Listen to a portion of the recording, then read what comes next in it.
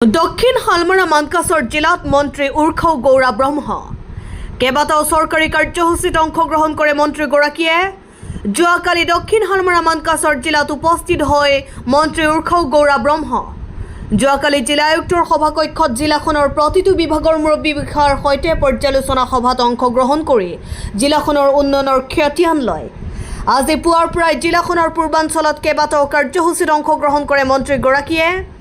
ৰাতিপুৱাই অইডুবাৰ পৰা অমৃত সৰোবৰ আঁচনি পৰিদৰ্শন কৰি বাঘাপাৰা গাঁও পঞ্চায়তৰ কাৰ্যালয়ত চৰকাৰী কাৰ্যসূচীত অংশগ্ৰহণ কৰে।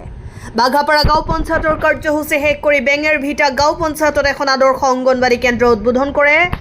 মন্ত্ৰীগৰাকীৰ লগত উপস্থিত থাকে জিলা আয়ুক্ত ৰাহুল কুমাৰ গুপ্তা, জিলা পৰিষদৰ কাৰ্যবাহী বিষয়া জয়ন্ত কুমাৰ বৰা, জিলা আৰক্ষী অধীক্ষক হৰেণ টকবি, জিলা সমাজ কল্যাণ বিষয়াৰ লগতে কেইবাগৰাকীও জিলাখনৰ উচ্চপদস্থ বিষয়া। News desk report Indian first news. মই কি আছিলে বেঙেৰভিটা মডেল অংগনবাড়ী চেণ্টাৰত আছোঁ।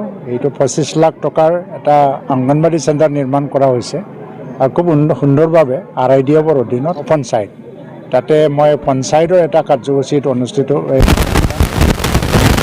চৰকাৰী আঁচনিবিলাকক জনগণৰ ৰাইজৰ মাজত জনপ্ৰিয় কৰিবৰ কাৰণে যিটো আঁচনি লোৱা হৈছিল তাত ৰাইজৰ লগত অলপ মত বিনিময় কৰিছোঁ।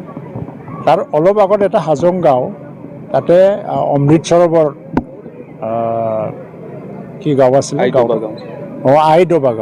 আইডবা গাঁৱত অমৃত সৰোবৰ বনোৱা হৈছে আৰু এইটো PNRDৰ পৰা বনোৱা হৈছিল।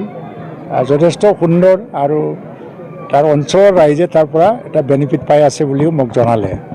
তাৰ আগত হস্পিটেল, ডিষ্ট্ৰিক্ট হস্পিটেল মই চাইছোঁ। তাত হস্পিটেল সম্পৰ্কে ইতিমধ্যে মই কৈছোঁৱেই, তাত কিছুমান শ্বৰ্টকামিংছ আছে আৰু গভৰ্ণমেণ্টৰ পৰা কৰিব লগা আছে। যিহেতু মুখ্যমন্ত্ৰীয়ে স্পেচিয়েলি সকলো মিনিষ্টাৰক এই জিলাক চাবৰ কাৰণে পঠাইছে, তো মই মৰ্মে আহিছে আৰু মোৰ পিছত হয়তো বা 2 দিন পিছত 3 দিন পিছত চব মিনিষ্টাৰ যোৱাৰ এটা অনুভৱ, এই অনুভৱটো